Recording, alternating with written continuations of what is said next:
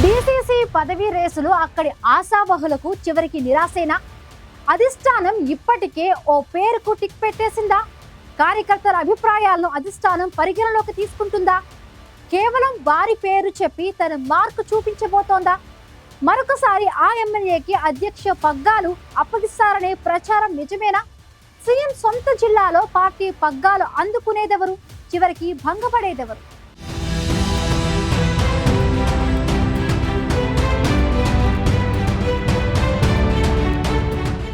CM Revanth Reddy సొంత జిల్లా పాలమూరు కాంగ్రెస్లో అలజడి మొదలైంది. ఓ సామాజిక వర్గానికి పెద్దపీట వేస్తున్నారనే అసంతృప్తి మిగిలిన వర్గాల్లో పెరుగుతోంది. నామినేటెడ్ పోస్టులన్నీ వారికే కట్టబెడుతున్నారని, కనీసం జిల్లా అధ్యక్షుల పదవుల్లో అయినా మాకు భాగస్వామ్యం లేదా అని బీసీ వర్గాల నేతలు ఎదురు చూస్తున్నారు. ఇప్పటికే నామినేటెడ్ పోస్టులన్నీ రెడ్డి సామాజిక వర్గ నేతలకే దక్కాయని అసంతృప్తితో ఉన్న బీసీ నేతల నెత్తిన మరో పిడుగు పడేలా ఉంది. జిల్లా అధ్యక్ష పదవి సైతం తమకు దక్కటం లేదనే ఆందోళనకు గురవుతున్నారట కొందరు నేతలు. ఉమ్మడి పాలమూరు జిల్లాలో అధ్యక్ష పీఠం మరోసారి రెడ్డి సామాజిక వర్గానికి వెళుతుందన్న ప్రచారంతో బీసీ నేతలు తీవ్ర అసంతృప్తికి లోనవుతున్నారట.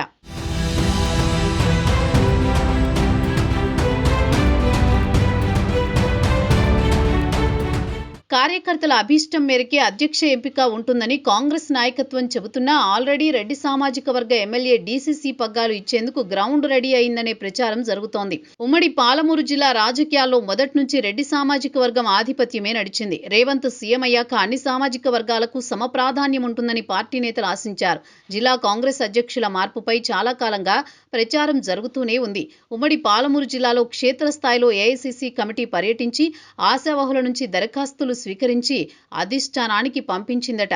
అయితే ఈ ప్రక్రియ అంతా కంటి తుడిపేనని ముందే ఓ ఎమ్మెల్యేకు అధ్యక్ష పదవి కన్ఫర్మ్ చేశారన్న ప్రచారం ఆశావహుల్లో అలజడి రేపుతోంది.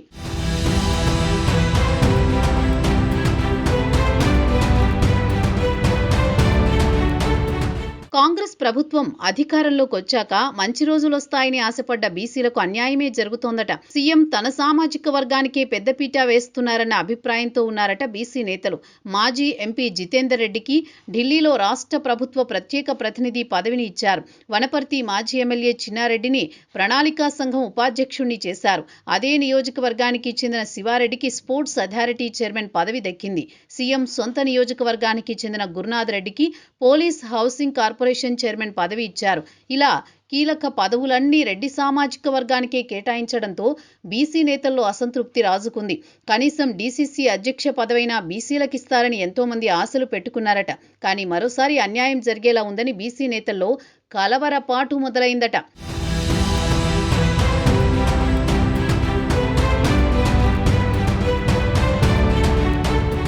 మహబూబ్ నగర్ జిల్లా కాంగ్రెస్ అధ్యక్ష పదవికి బీసీ నేతలిద్దరూ పోటీ పడుతున్నారు. అందులో ప్రముఖ న్యాయవాది ఎన్పి వెంకటేష్ ముదిరాజ్ కాగా మరొకరు సంజీవ్ ముదిరాజ్. ప్రస్తుత డీసీసీ ప్రధాన కార్యదర్శి సిరాజ్ ఖాద్రీ రేసులో ఉన్నారట.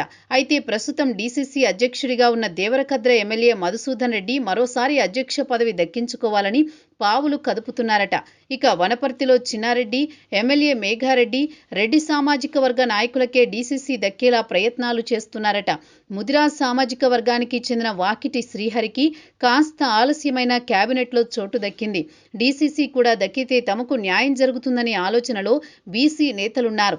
అయితే మరోసారి మధుసూదన్ రెడ్డికి ఆ పదవి దక్కొచ్చన్న ప్రచారంతో బీసీ వర్గ నేతలు డీలా పడిపోయారట. బీసీలకు 42% రిజర్వేషన్ హామీతో ఊదరగొడుతున్న కాంగ్రెస్ అధిష్టానం డీసీసీల పదవుల విషయంలో సామాజిక సమన్యాయాన్ని పాటిస్తుందా లేదా అనేదే పాలమూరులో పబ్లిక్ టాక్.